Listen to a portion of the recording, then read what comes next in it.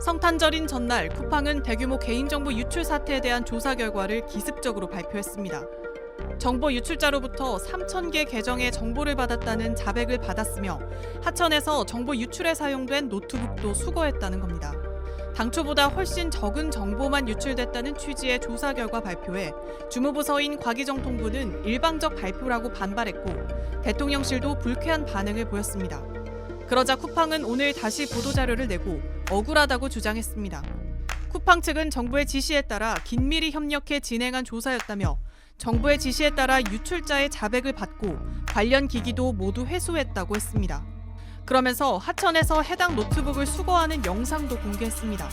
쿠팡 측은 쿠팡이 정보 유출 사태에 대해 심각하게 대처하지 않았다는 억울한 비판을 받고 있음에도 기밀 유지하라는 정부의 지시를 철저히 준수했다고도 재차 반박했습니다.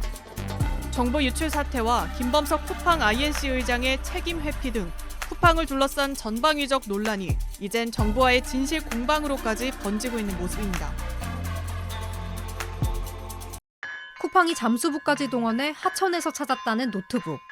중국인 전 직원이 개인정보 유출에 사용했다는 장치입니다. 쿠팡은 노트북 회수 과정도 소상히 밝혔습니다. 정보 유출 사태가 언론에 대대적으로 보도되자 유출자가 노트북을 하천에 던졌고 자백 끝에 쿠팡 측이 직접 해당 노트북을 찾았다는 겁니다. 이 노트북 경찰에 넘겨졌습니다. 서울청 사이버수사과는 해당 노트북이 실제 피의자가 사용한 게 맞는지 또 범행에 쓰인 게 맞는지 파악하고 있는 것으로 알려졌습니다. 특히 데이터 변조 여부를 집중적으로 들여다보고 있습니다. 만약 쿠팡 측이 이미 제출 과정에서 데이터에 손을 댔다면 증거인멸 혐의가 적용될 가능성이 있기 때문입니다. 이처럼 쿠팡 자체 조사에 대한 신뢰성에 여전히 의문이 남는 상황. 일각에선 비상식적, 무리수라는 지적도 나오고 있습니다. 이용혁 건국대 경찰학과 교수는 살인 사건이라면 경찰이 시체를 못 찾는 과정에서 쿠팡이 다른 장소로 시체를 옮긴 것이나 마찬가지라고 봤습니다. 한편 경찰은 고객 정보 2차 유출은 없었다는 쿠팡의 주장도 다시 검증할 방침입니다. 대통령실은 관계부처 장관들을 모두 소집해 쿠팡 관련 긴급 회의를 열었습니다. 여기엔 국가안보실과 외교부도 포함이 되는데요. 쿠팡이 미국에 로비해온 정황을 파악하기 위한 걸로 보입니다. 최규진 기자입니다. 대통령실은 김용범 정책실장 주재로 범정부회의를 열고 쿠팡의 개인정보 유출 사태를 논의했습니다. 과학기술정보통신부와 개인정보보호위원회, 공정거래위원회 등 관계부처 장관급 인사들과 국세청, 경찰청 등 수사기관의 장도 전부 소집했습니다. 지난달 20일 쿠팡 개인정보 유출 사태가 불거진 이후 대통령실이 직접 관계부처 장관들을 불러 대책을 논의한 건 처음입니다. 회의에선 쿠팡에 대한 제재 방안과 소비자 피해 구제책 등이 논의된 걸로 알려졌습니다. 특히 국토교통부, 국세청 등도 포함돼 운송업 면허나 세무조사 등 쿠팡에 대한 실효성이 있는 제재도 논의됐을 가능성이 제기됩니다.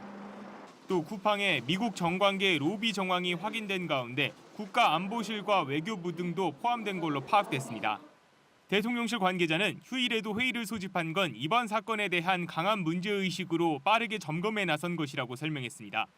이재명 대통령은 최근 기획재정부 업무보고에서 쿠팡을 언급하며 처벌을 전혀 두려워하지 않는다고 비판하기도 했습니다.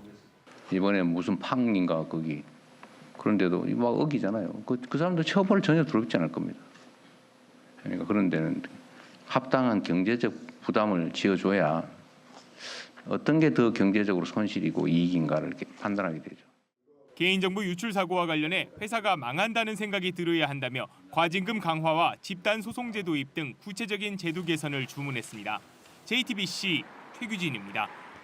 쿠팡에겐 성탄절이 대목입니다. 하지만 쿠팡의 행태에 분노한 소비자들의 탈팡 행렬은 이어졌고 소비도 눈에 띄게 줄었습니다.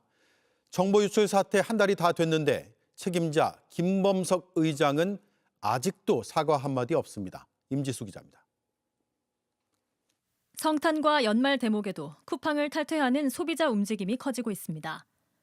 쿠팡 사태 직전 1,500만에서 1,600만 명대 규모를 유지하던 일간 활성 이용자 수는 1,400만 명대로 내려앉았습니다. 또 지난 13일까지 2주 동안 쿠팡에서 결제 승인된 거래는 직전 2주 대비 190만 건, 약 4.1%가 줄었습니다. 반면 경쟁업체 반사이익은 뚜렷해지는 양상입니다.